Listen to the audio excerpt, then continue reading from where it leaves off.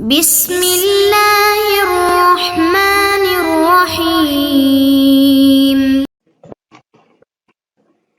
السلام علیکم ورحمۃ اللہ وبرکاتہ۔ بسم اللہ الرحمن الرحیم والصلاة والسلام علی اشرف الانبیاء والمرسلین، اما بعد۔ معزز سامعین، کتاب الدعوہ مکمل ہو چکا۔ آج کی اس ویڈیو کے اندر انشاءاللہ ہم کتاب الاقرار شروع کریں گے۔ باب کو شروع کرنے سے قبل ہم باب سے متعلقہ چند ضروری باتیں جان لیتے ہیں، اس کے بعد انشاءاللہ ہم باقاعدہ طور پر باب کی مباحث کو شروع کریں گے۔ کتاب الاقرار، سب سے پہلے ہے کہ کتاب الاقرار اور کتاب الدعوہ میں مناسبت کیا ہے۔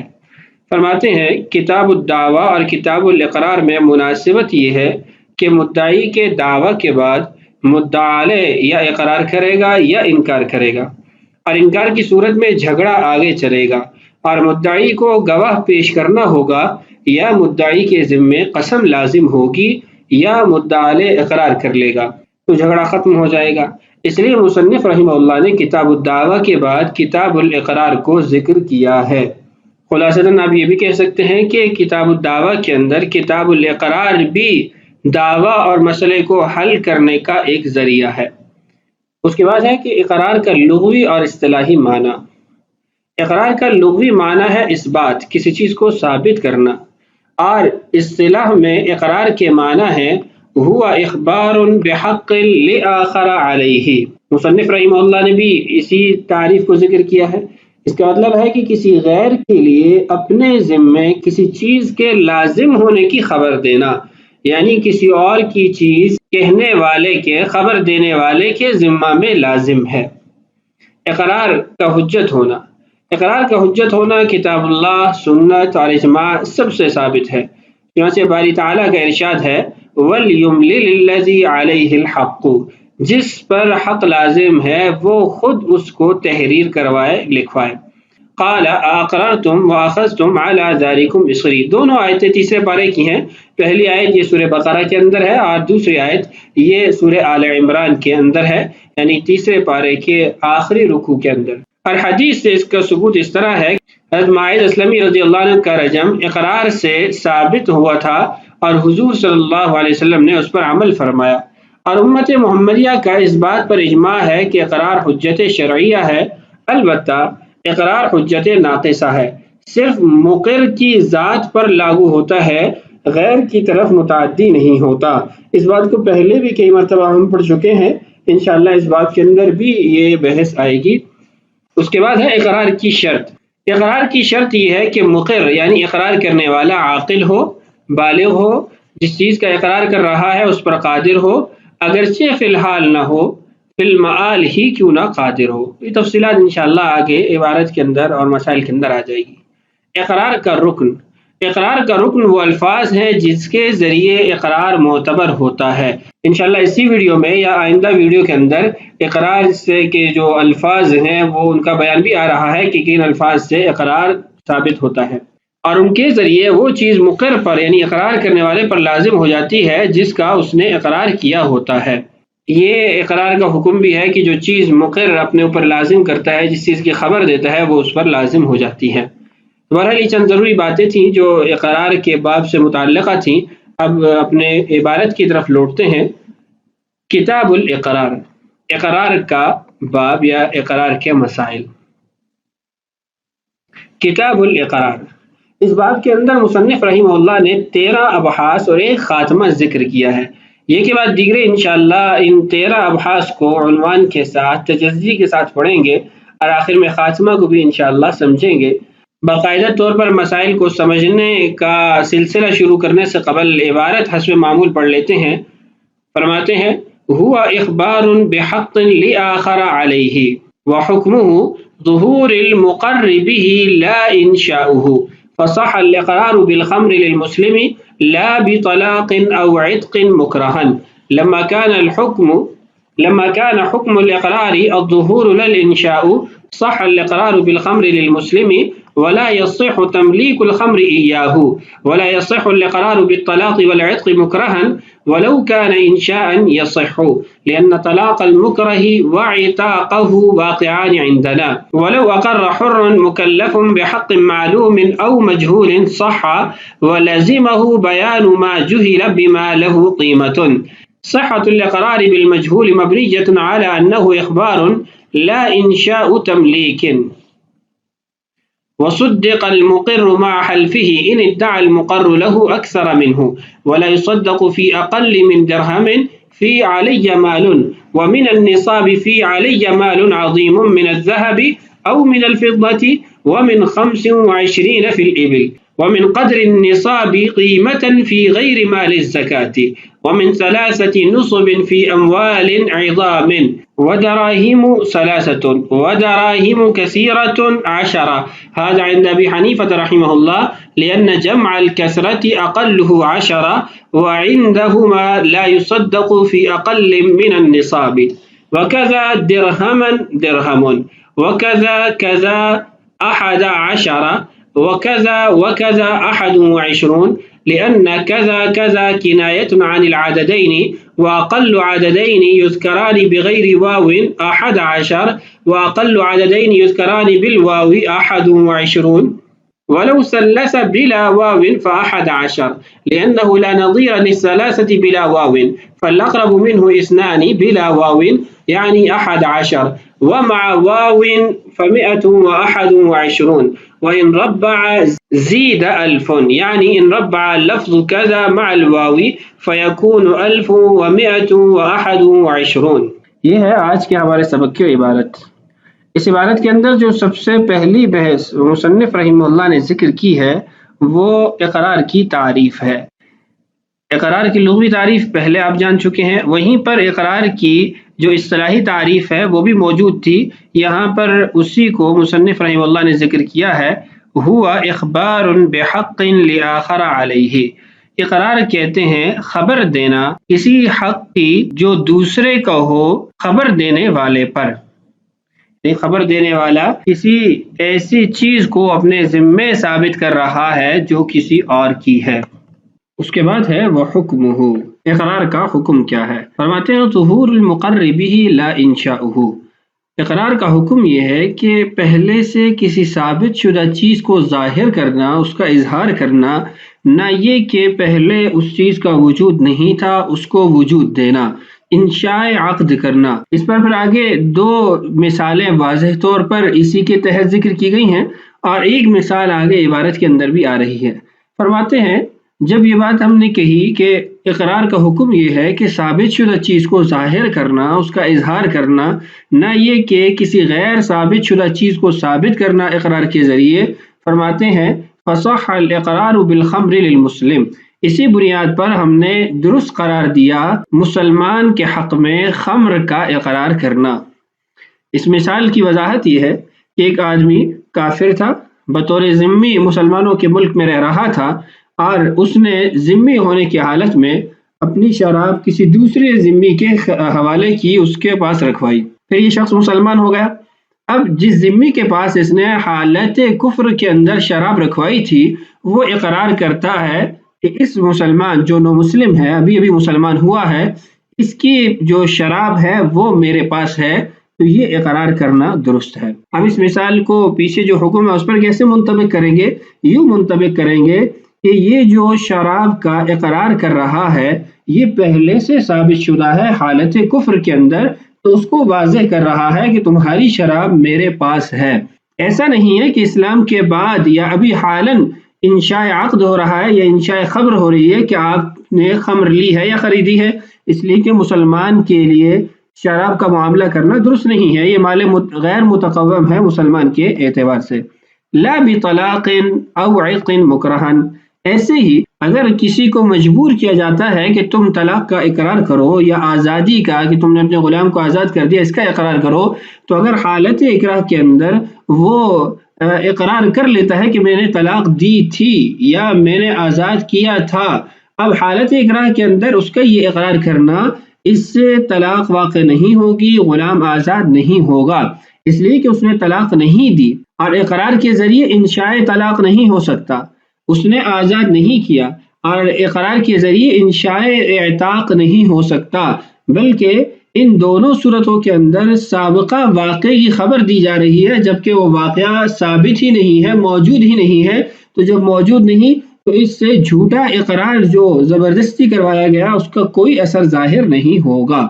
لما كان حکم الاقرار الظہور للانشاء، جب یہ بات ثابت ہو گئی کہ اقرار کا جو حکم ہے، نتیجہ ہے، وہ کسی سابقہ امر کو، کسی سابقہ بات کو ظاہر کرنا ہے، للانشاء، نہ کہ اس کو ایجاد کرنا ہے، اس کو وجود دینا ہے، صح الاقرار بالخمر للمسلم، تو مسلمان کے لیے شراب کا اقرار کرنا، یعنی یہ کہنا کہ یہ اس مسلمان کی شراب ہے، یہ درست ہوگا، یہ اس صورت میں ہے جب وہ ذمہ تھا، اس حالت میں اس نے شراب کسی کے پاس رکھوائی اور بعد میں اس کے حق میں مسلمان ہونے کے بعد اقرار کیا گیا۔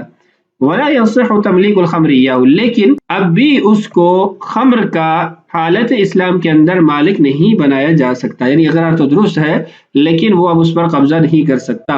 اور ایسے ہی دوسری جو صورت تھی یا جو مثال دی گئی ہے لا بطلاق، اس کی وضاحت دیکھیے، ولا يصح الاقرار بالطلاق، طلاق کا اقرار کرنا بھی درست نہیں ہے، والعتق، اور نہ آزادی کا اقرار کرنا، کس حالت میں؟ مکرہن، جب زبردستی کی جا رہی ہو کہ تم یہ کہو کہ میں نے طلاق دی تھی یا میں نے آزاد کیا تھا، تو حالت اقرار کے اندر طلاق یا عتق یہ ثابت نہیں ہوں گے۔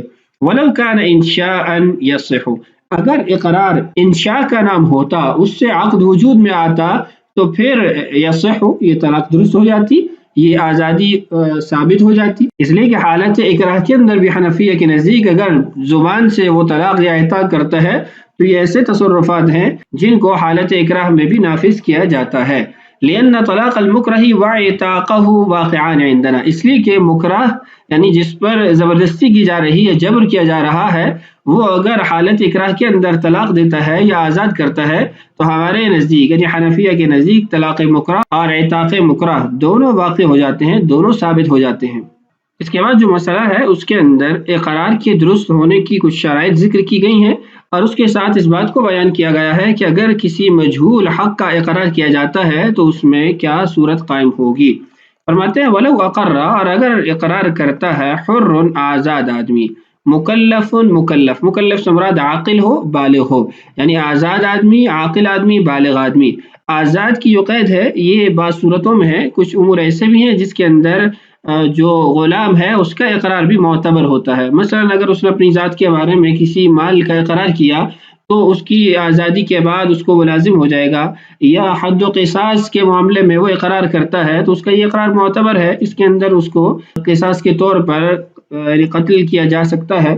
تو بہرحال یہ آگے تفصیلات آ جائیں گی، یہاں اس بات کو سمجھیے کہ آزاد ہونا، مکلف ہونا، مکلف سے مراد عاقل ہونا اور بالغ ہونا۔ اگر کوئی آزاد عاقل بالغ شخص اقرار کرتا ہے بحق معلوم، معلوم طے شدہ حق کا، کہ مثلا فلاں کے میرے اوپر 1000 روپے قرض ہیں، او مجہول، یا پھر معلوم تو نہیں ہے مجہول حق کا وہ اقرار کرتا ہے، صح اقرارہ، تو اس کا یہ اقرار درست ہے۔ وَلَزِمَهُ بَيَانُ مَا جُهِلَ بِمَا لَهُ قِيمَةٌ، اور اس کو اس چیز کا مکلف بنایا جائے گا کہ وہ اس مجہول حق کو واضح کرے، اس کی کیا مراد تھی اس سے، لیکن اس وضاحت کے اندر ضروری ہے ایسی توضیح اور ایسی وضاحت ہو یا ایسی چیز کو بیان کرے جس کی کوئی قیمت ہو، بما لہ قیمت، ایسا نہ ہو کہ جب اس سے کہا جائے کہ ہاں تمہارا اس سے کیا مراد تھا، مثلا اس نے کہا لفلان علی شیء، فلاں کی میرے اوپر کوئی چیز لازم ہے یا فلاں کی کوئی چیز ہے میرے پاس،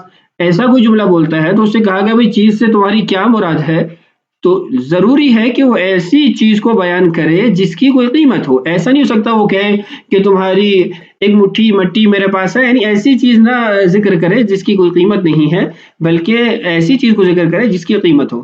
صحت الاقرار بالمجہول مبنیۃ علی انہ اخبار لا انشاء تملیک، یہ تیسری دلیل بھی بنتی ہے اور اس مسئلے کی وضاحت بھی بنتی ہے کہ اقرار جو ہے وہ کسی ثابت شدہ چیز کو ظاہر کرنا ہوتا ہے، نہ کہ انشاء عقد ہوتا ہے۔ فرماتے ہیں صحت الاقرار بالمجہول، مجہول چیز کے اقرار کو درست قرار دینا، مبنیۃ، یہ بھی اس بات کی بنیاد ہے یا اس بات پر دلیل ہے، علی انہ اخبار، کہ اقرار اخبار کا نام ہے، خبر دینے کا نام ہے، لا انشاء تملیک، اقرار کا مطلب انشاء تملیک نہیں ہے، اس لیے کہ جب انشاء تملیک جیسے بیع شرا ہے، اس میں انشاء تملیک ہوتی ہے کہ آپ ایک شخص اس چیز کا مالک نہیں ہوتا، اس کو مالک بناتے ہیں۔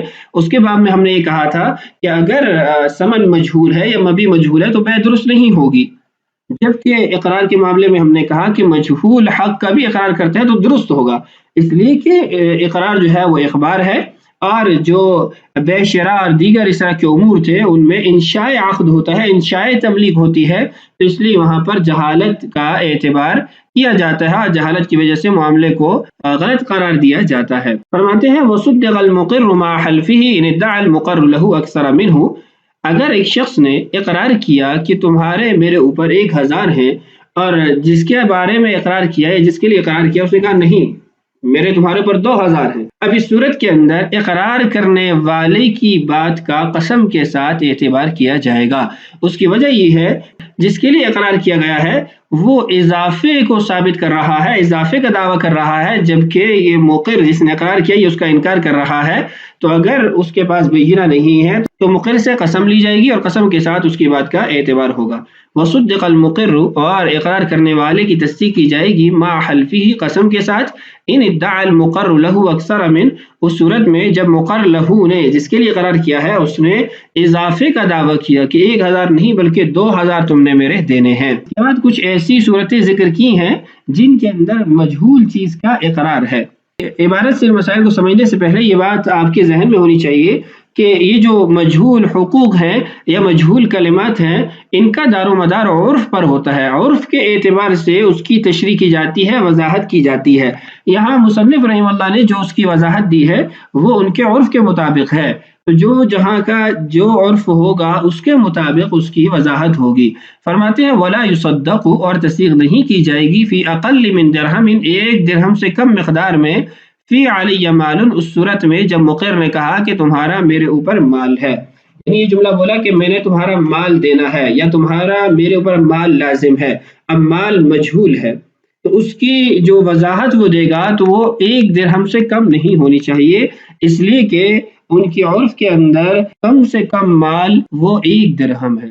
ومن النصاب في علي مال عظيم من الذهب او من الفضة ومن 25 في الابل، اور اگر کوئی شخص کہتا ہے علی مال عظیم، میرے اوپر تمہارا عظیم مال ہے، زیادہ مال ہے، اس صورت کے اندر اس نے جو وضاحت دینی ہے وہ نصاب زکوٰۃ سے کم نہ ہو، چاہے وہ نصاب زکوٰۃ سونے کے اعتبار سے ہو 7.5 تولے جو ہمارے آج کے زمانے میں، یا چاندی کے اعتبار سے ہو 52.5 تولے، یا پھر 25 اونٹ ہو، چونکہ 25 اونٹ سے کم میں زکوٰۃ نہیں آتی۔ اور ومن قدر النصاب قیمتا فی غیر مال الزکوٰۃ، اگر مال زکوٰۃ کے علاوہ سونا چاندی اونٹوں کے علاوہ وہ ادائیگی کرنا چاہ رہا ہے تو نصاب کی جتنی قیمت بنتی ہے اتنی قیمت، یعنی زکوٰۃ کے نصاب کی جتنی قیمت بنے گی اتنی قیمت سے کم میں اس کی تصدیق نہیں کی جا سکتی۔ اور ومن 3 نصب فی اموال عظام، اگر اس نے کہا لک علی اموال عظام، پہلے صرف مال، پھر مال عظیم، اور اب جمع کا صیغہ اموال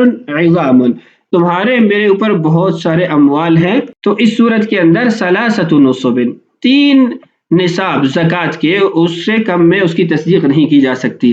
یعنی اگر چاندی ہے تو پھر چونکہ 200 درہم ہے تو 200 درہم کے اعتبار سے 600 درہم، اس سے کم میں اس کی بات کا اعتبار نہیں کیا جائے گا۔ اور اگر سونا ہے تو سونے کے اندر 60 مسقال، چونکہ 20 مسقال کے اندر زکوٰۃ آتی ہے، اگر اونٹ ہے تو 75 اونٹ سے کم میں اس کی تصدیق نہیں کی جا سکتی۔ وَدَرَاهِمُ 3، اس نے کہا تمہارے میرے اوپر دراہم ہے، جمع کا صیغہ، تو 3 سے کم میں اس کی تصدیق نہیں کی جا سکتی۔ کہا دراہم کثیرہ، بہت زیادہ دراہم، تو 10، 10 سے کم میں اس کی تصدیق نہیں کی جا سکتی۔ وَهَذَا عِنْدَ أَبِي حَنِيفَةَ رحمہ اللہ، امام ابو حنیفہ رحمہ اللہ کا یہ مذہب ہے۔ وجہ یہ ہے لأن جمع الکثرت اقلہ 10، امام صاحب کے نزدیک کم سے کم جمع کثرت اس کی مقدار 10 ہے۔ وعندهما لا يصدق في اقل من النصاب، اور صاحبین کا مذہب یہ ہے کہ نصاب سے کم مقدار میں اس کی تصدیق نہیں کی جا سکتی۔ وَكَذَا دِرْهَمًا دِرْهَمٌ، اس نے کہا میرے تمہارے درہم دینے، یعنی نکرہ کا جملہ اس نے بولا لک علی درہم، تو 1 درہم اس کو دینا پڑے گا۔ وَكَذَا كَذَا، اس نے کہا لک علی کذا کذا، تمہارے میرے اوپر اتنے ہیں، تو 11 اس کو لازم ہو جائیں گے۔ وجہ یہ ہے کہ کم سے کم جو مقدار ہے جس کے اندر واو کا استعمال نہیں ہوتا وہ 11 ہے، تو چونکہ قضا کے اندر بھی واو نہیں ہے تو 11 کا ہی اعتبار ہوگا۔ اور اگر واو کے ساتھ بولتا ہے لک علی قضا و قضا، تو قضا و قضا دو عدد یہ واو کے واسطے کے ساتھ 21 میں جمع ہوتے ہیں، 21 تو اس کو 21 لازم ہو جائیں گے۔ لأن قضا قضا عنایت عن العددین، قضا قضا دو عدد سے کنایا ہے اور کم سے کم جو دو عدد اکٹھے ہوتے ہیں بغیر واو کے، فرماتے ہیں وَأَقَلُّ عَدَدَيْنِ يُذْكَرَانِ بِغَيْرِ وَاوٍ 11 وہ 11 ہے۔ 11 ایسا عدد ہے جس کے اندر دو عدد ہے احد اور عشرہ اور درمیان میں واو کا واسطہ بھی نہیں ہے۔ اور جو دوسرا جملہ تھا قضا و قضا، اس کے بارے میں دیکھیے وَأَقَلُّ عَدَدَيْنِ يُذْكَرَانِ بِالْوَاوِ 21، دو عدد جن کو واو کے واسطے سے اکٹھا ذکر کیا جاتا ہے وہ کم سے کم 21 ہے، تو 21 اس کو لازم ہو جائیں گے۔ وَلَوْ ثَلَّثَ، اگر وہ 3 قضا بولتا ہے بلا واوٍ اور تینوں میں واو نہیں بولتا، فَأَحَدَ اس صورت میں بھی 11 ہی اس کو لازم ہوں گے، اس لیے کہ عربی زبان کے اندر 3 ایسے عدد نہیں پائے جاتے جو اکٹھے ہوں اور بغیر واو کے ہوں، تو اس لیے 2 کی طرف ہی اس کو لے جایا جائے گا۔ لِأَنَّهُ لَا نَظِيرَ لِلثَّلَاثَةِ بِلَا وَاوٍ، 3 عدد کا بغیر واو کے جمع ہونا اس کی کوئی مثال نہیں ہے عدد کے اندر۔ فَالْأَقْرَبُ مِنْهُ اثْنَانِ بِلَا وَاوٍ، قریب ترین جو عدد ہے جو 2 عدد اکٹھے ہوتے ہیں بغیر واو کے وہ 11 یعنی 11 ہی ہے۔ وَمَعَ وَاوٍ، اور اگر اس نے واو کو جوڑ کے 3 کہے لَكَ عَلِيَّ كَذَا وَكَذَا وَكَذَا، اب 3 عدد اس نے جوڑے ہیں اور بیچ میں 2 واو کے واسطے ہیں، فَمِئَةٌ وَ21، 121 اس کو لازم ہو جائیں گے۔ دیکھیے 121 2 واو موجود ہیں اور 3 عدد ہے، 121۔ وَإِن رَبَّعَ، اگر 4 کو ذکر کرتا ہے واو کے واسطے سے، زید الفن، یہ غلط ہے، یہاں پر زیدہ دال پہ فتحہ ہے، یہ مجہول کا صیغہ ہے، واحد مذکر غائب، فعل ماضی مجہول۔ زید الفن مطلب یہ ہوگا کہ اس نے کہا 1121، 1121 روپے اس کو لازم ہو جائیں گے۔ یعنی ان ربع لفظ کذا مع الواو فیکون 1121، اگر اس نے ایک بار قضا مزید بڑھا دیا واو کے ساتھ تو ہم یہ کہیں گے کہ 121 اس کی مراد ہے۔ تو یہ کچھ صورتیں تھیں جن کے اندر حق مجہول کا اقرار تھا، کیونکہ یہ عرف اور زبان سے متعلق ہے، عرف جیسے بدلتا ہے یا زبان بدلتی ہے تو پھر اس کے اندر یہ مسئلہ بھی تبدیل ہوتا ہے۔ تو یہ تھا آج کا ہمارا سبق، بقیہ مسائل انشاءاللہ آنے والی ویڈیوز میں پڑھیں گے۔ اللہ تعالیٰ سے دعا ہے اللہ تعالیٰ ہمارے لیے اسباق کی تکمیل آسان فرمائے، اللہ تعالیٰ ہم سب کا حامی و ناصر ہو۔ السلام علیکم ورحمۃ اللہ وبرکاتہ۔